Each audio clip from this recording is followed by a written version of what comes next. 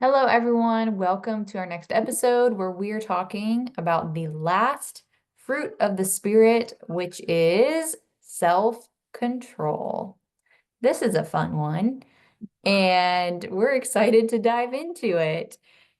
I love how all these fruits of the Spirit all honestly just come together, like almost seamlessly, and they come together in this rich partnership that really serves us the best that it does and serves others, like they all, when we operate in all of these, they complement each other, is the point that I'm trying to make. So, whenever we operate in gentleness with a gentle approach towards someone, we are using at the same time self-control to not react the way that we want to react, but rather to react in a way that honors God. So all of these fruits really do complement each other. And so when it comes to self-control, I love that 2 Timothy 1:7 mentions, "For God gave us a spirit not of fear, but of power and love and self-control." So he gives us the power to have self-control.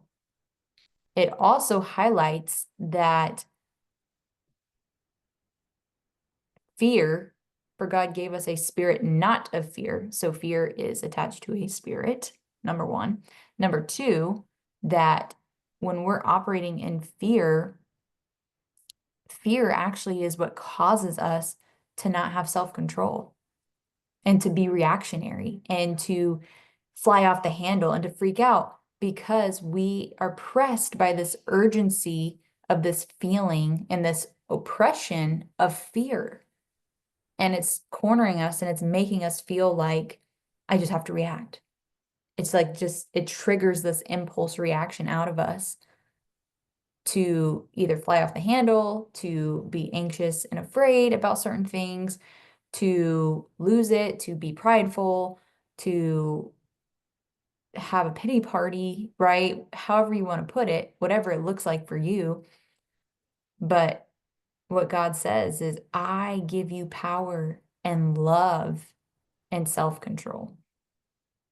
So when we operate in those things, we don't give any space for fear to have a grip on us, to be pulling the strings of our emotions and causing us to react certain ways that don't honor God.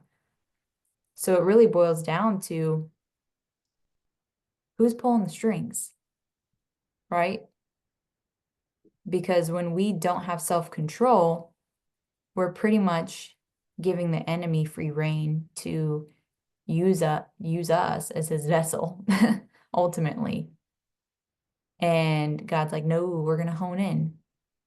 When you are in alignment with me, you will display self-control because you see the big picture. And self-control and wisdom really go hand in hand because when you have a wise perspective of things, when you're elevated in perspective and understanding, it's almost laughable at some of the things that you once would react about. That now, when you have the perception that you have, you're like, oh no, like I can actually have self-control about this because I get it. Like I understand, I see the big picture, I see through the situation. I see how the enemy is trying to trigger me. I see how he's in operation in certain people or scenarios or places trying to trigger me, trying to get me to lose it. And so we have to ask God to rise us up and elevate our perspective. God, help me see this the way you see it. Give me an aerial shot view of this situation. So that way I can just honor you in how I react and really just have self-control because I get it. Yeah. And it takes a lot of work.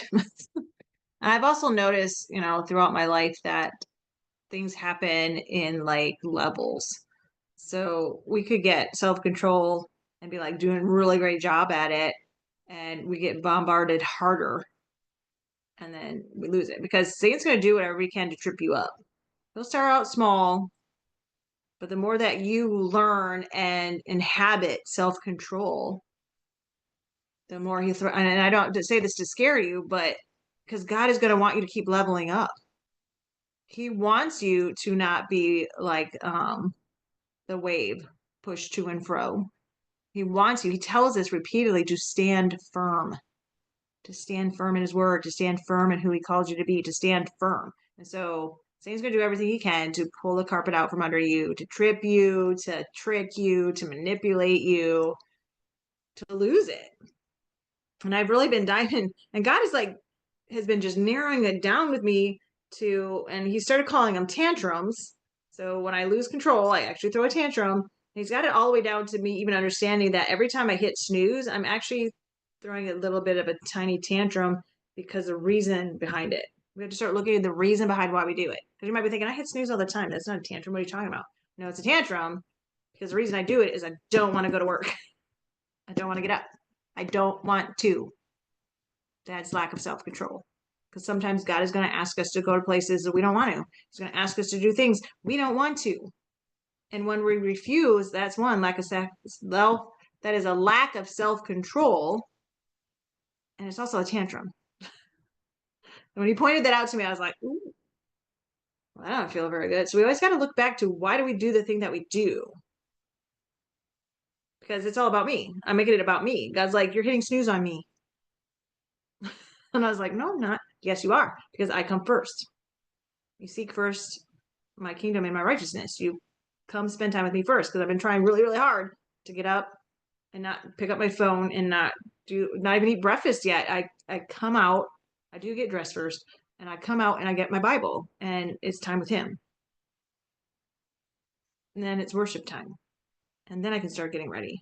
So when I hit snooze, I'm actually saying, you know what, God, me wanting to stay in bed is more important than me getting up to spend time. That didn't feel good. And that's part of learning self-control. So what I'm trying to say is there's levels. And especially if you're called to lead, he's going to expect even a greater amount of self-control for you because you can't teach and lead others if you first cannot be led in the spirit of self-control or that fruit. It's so important. And so many are lacking. If you look out in the world today, people are flipping you off because you are just driving down the street. They cut you off and flip you off. And it's like, wait a minute. So Titus 2:11-12 says, for the grace of God has appeared that offers salvation to all people.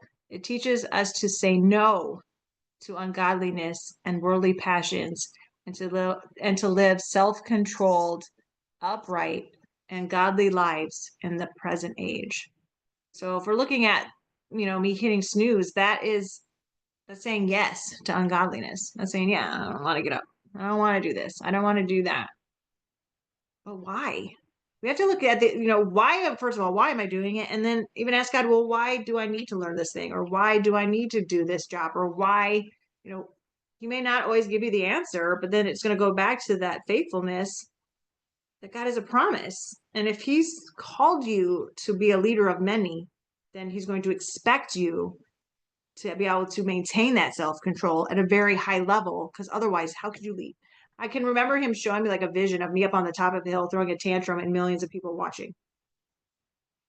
And I was like, cool. No, you can't be a leader of many if you cannot be led in the fruits of the spirit.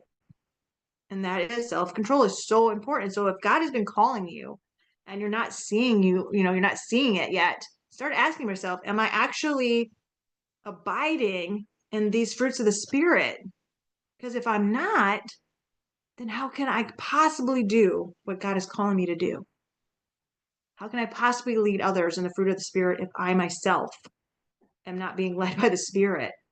That was another thing he said to me. How can I teach people about restoration if I don't allow God to restore me? We gotta start asking ourselves, maybe I can't get to the place I want to be is because I'm not allowing God to do what he needs to do through me in order for me to lead for him. Because we cannot lead unless we can be led. and it takes self-control. All of that, I believe all of the fruits of the spirit take self-control. It takes us to be intentional and purposeful in every choice, in every thought, in every deed, in every move. We have to be on purpose. So, when we lack self-control, it's not a purpose. It becomes a habit. It becomes just this chaotic way of living your life because you're being tossed to and fro by the winds of change. I mean, someone could just walk by you funny or look at you funny, and you're not, now you're mad, and they weren't even thinking of you. They were completely in their head about something totally different, but they looked at you funny, and now you're offended. And that is like a reflection of what I see when I look out into the world is offended people. Why? I start asking them, why am I offended? Double mic drop. That was so powerful. What I really was thinking as you were talking, I love how you mentioned the small thing, like snoozing your alarm, because it is the small things. Like this doesn't always look like just like big blow ups, right? Or someone flicking you off or cutting you off or something like that, like, or losing it on someone in public. Like we're not talking about just the big things. Like it starts with the small things. And again, like what's your heart posture look like in that moment?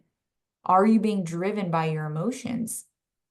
We talk about it all the time that they're meant to be a guide. They're meant to signal us with something, not to lead us, not to be the answer for us. And so are we being led by these emotions and impulses, really? They're impulsive decisions that we make and reactions that we have to the life around us instead of standing firmly planted in truth and taking everything back to God to test it, to question it, to observe it, to study it, to ask for guidance about it. We should be taking these things back. We should take a minute to pause and reflect with everything. And for me, it's even been with food. I've talked about this a lot on our podcast, and it's kind of a part of my story. But it's a small thing. The Lord had recently led me on a fast, a certain fast, and I just remember like really not wanting to do it for a while. I just kept putting it off. Like, God, I know you want me to do this. And he kept bringing it to my attention. And I finally was like, okay, I'm going to do it. And what he opened my eyes to was how, and he's done it a few times for me before, honestly, where he's opened my eyes to my relationship with food and how I can use it at times for an emotional crutch or form of entertainment. I'm bored. What's in the fridge? Oh, let's go do something. Let's go eat. I mean, think about the innocence of that statement, right? We do it all the time with people. Like, oh, we're bored. Like, let's go do something together. Let's go out to eat. Now, there's a difference between, like, yes, we're going to have communion and spend time in friendship and fellowship and break bread together. Like, God celebrates that, right? He celebrates it. Like, we're together, we're celebrating. But when your heart is in a place of, like, I can't wait to eat, like I'm so excited to eat, and it's just like you're drawn to the food in that way. Like to me personally, the way he was convicting my heart was a lack of self-control because I would eat and then I just want to keep eating and keep eating and keep eating. And I'm like an athletic, fit girl, right? Like physically, I'm healthy in the way that I live and how I eat. So I just want to put this perspective for you and this picture in your mind that it's not like I'm just like gorging all the time on food. And it's the small thing, like how God was revealing that to me, like self-control. You have power over that. Like you don't have to go to that as an emotional crutch because you're bored or because you're sad or because you're excited and happy. You don't have to go to the pantry because of that. You have self-control. You can come to me. and bring it to my feet, you know? So just a little thing. I just wanted to share that. That was a personal story, but just kind of how Lori shared about the alarm clock, like self-control. We can come into alignment, into agreement with self-control. And when we do, we are better off because of it, because we rise in authority and power in the spirit. And it's like, oh, wow, I actually do have the strength through his spirit to overcome these things. I actually do. I actually can defeat this. And it's evidence that all the things that God said and all the things that God promised through his spirit are true, that there actually is power there. Because so many of us aren't utilizing that power. We're not actually operating in his grace. We're using his grace as an excuse. We're not actually operating in it. And when we actually operate in it, we start to see how much power we do have with his spirit to really operate in all these fruits and really reap the abundance in our life that he's promised to us. So are we going to continue to use his grace as an excuse? It's like, oh, well, there's grace for me. I can justify this action. I can do these things. Or are we going to come into alignment with his grace and allow his power to empower us and raise us up above these situations, above these temptations, and have self-control and step into, a stronger place of authority in the spirit, truly, because the more that we're obedient to him, the more we're coming into agreement with that, the more authority that we're having in the spirit. And that's why Lori said, it's like, okay, next level up, level up, level up. So it's just a part of the journey of sanctification. Yeah. Something you said that kind of like all of a sudden I heard, um, as soon as you have to justify your actions, you're already out of control. Wow. Yeah. I need to write that down. So either you're out of control or there's something inside of you that needs some work. Right. Because maybe the justification is coming from a place of hurt. But if you're always trying to justify your actions, you're already out of control. Mhm. So that's something to really sit in. Oof. Yeah, Oh, that is. That's deep. I did this because of this, but yeah, but was that control? Mm. No, probably not. Wow. Wow. That's powerful. Well, that's a lot to relish in Yeah. as we wrap up, as we close out the gifts of the gifts. Oh my goodness. We're going to do that one Other too. gifts. The fruits of the Holy Spirit. We hope that you guys learned a lot from these episodes and that you really ponder today on self-control and how can it, what are the small things in my life that I've justified? What are the small things in my life that, I need to really lay at the Father's feet and allow his spirit to empower me to rise above this and to have self-control, that I actually do have a way to overcome this. So we hope that you learned a lot and have a beautiful rest of your day.